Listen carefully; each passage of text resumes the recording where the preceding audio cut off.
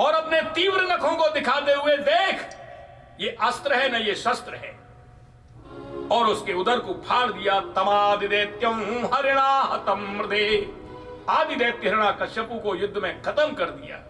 बोलो नरसिंह भगवान की। उसकी अंतड़ियों को अपने गले में डाल लिया। देवगण स्तुति करने लगे, लेकिन भगवान का क्रोध अभी शांत नहीं हो रहा है। ब्रह्मा जी घबरा रहे हैं। उन्होंने लक्ष्मी जी को भेजा कि आप जाकर के प्रभु के क्रोध को शांत करें। लक्ष्मी जी जैसे उनके पास में पहुंचती हैं, उनकी भयंकर आकृति को देख करके भयभीत होकर के वापस लौट जाती है। अंत में प्रहलाद से कहा, प्रहलाद तेरे कारण ही तो प्रभु ने क्रोध किया था। दैत्य हिरण्याकश्यपु मारा जा चुका है, अब तुम जाके उनके क्रोध को शांत करो। प्रहलाद जी ब्रह्मा जी के चरणों में प्रणाम करके प्रभु के पास में पहुंचते हैं। उनके नरसिंह भगवान के पास में जाकर के उनके चरणों में साष्टांग लेट जाते हैं। प्रभु ने देखा एक छोटा सा बालक मेरे चरणों में लेटा हुआ है। लीला का दृश्य एकदम बदल जाता है। कहां तो उनके नेत्रों से भयानक आग बरस रही थी क्रोध के मारे, अब जैसे उन्होंने प्रहलाद को उठाया, बस लीला का दृश्य एकदम बदल जाता है। क्वेदं वपुः क्वच वयः सुकुमारमेत, क्वैता प्रमत्त कृत दारुण यातनास्ते, आलोचितो विषयोऽयम् अभूतपूर्वः, क्षन्तव्यमंग यदि मे समय विलंबः। वत्स प्रहलाद, कहां तो तेरा ये कोमल शरीर, कहां ये तेरी सुकुमार अवस्था, और कहां इस दैत्य की ये दारुण यातनाएं। मेरे को आने में जो विलंब हुआ है, हे अंग तू मुझे क्षमा कर दे, इसी कारण से तेरे को इतनी यातना हुई थी। क्षन्तव्यमंग यदि मे समय विलंब, मेरे जो विलंब हुआ है उसको तू क्षमा कर दे। प्रहलाद जी भगवान की स्तुति करते हैं।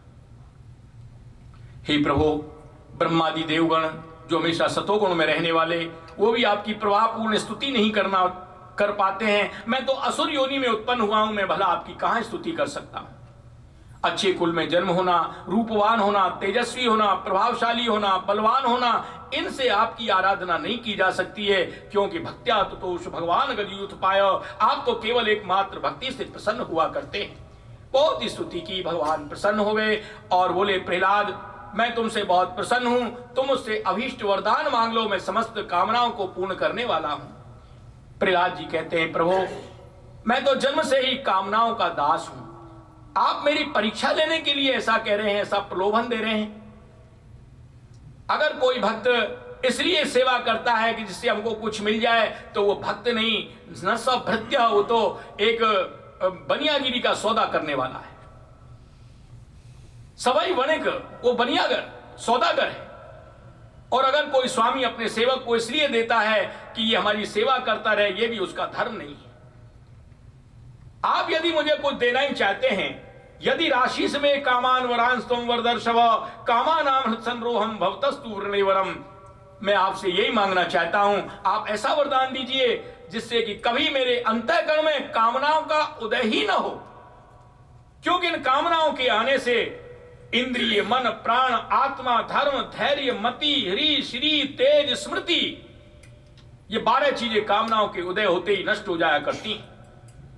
भगवान कहते हैं, प्रहलाद तेरे जैसा निष्काम भक्ति ही ऐसी कामना कर सकता है, फिर भी हमारी प्रसन्नता के लिए तुम एक मनवंतर तक अपने पिता के राज्य का उपभोग करो। एक मनवंतर करीब 30 करोड़ वर्ष से कुछ अधिक समय होता है। प्रहलाद जी कहते हैं, प्रभु हमारे पिताजी ने आपका बड़ा अपराध किया है, हमारे चाचा की मृत्यु के बाद में आपसे बैर ठान लिया था और उसी कारण से हमसे भी बैर रखा, आप इनके अपराध को क्षमा कर दें। भगवान कहते हैं, प्रहलाद भक्त का अपराध करने वाले को क्षमा करने की तो मेरे में सामर्थ्य नहीं है, लेकिन तेरे जैसे पुत्र जिस कुल में पैदा हो जाएं, उसके एक पिता की तो चलती क्या है, उसकी 21 पीढ़ियों का उद्धार हो जाता है। त्रिसप्त भी पिता पूता, त्रिसप्त सातिया 21 पीढ़ियां तर जाती। भगवान की आज्ञा से प्रहलाद जी ने अपने दिवंगत पिता का अंतिम संस्कार किया और ब्राह्मणों ने प्रभु की आज्ञा से प्रहलाद जी का राजगद्दी पर अभिषेक कर दिया। इस तरह से अब कथा को यहीं पर विराम देंगे। कथा प्रसंग के अनुसार हम प्रहलाद जी के राज्य में चल रहे हैं और यहाँ पर अब हम विराम दे रहे हैं और शेष कथा कल होगी। कल के कथा प्रसंगों में पहले वामन भगवान का पूजन और फिर राम जी का जन्मोत्सव, ये कल के 2 उत्सव होंगे और राम जन्म उत्सव के रूप में मनाया जाएगा। अब आप यद्यपि समय काफ़ी हो गया है लेकिन कुछ देर के लिए आप नरसिंह बाबा से भजन सुनिए।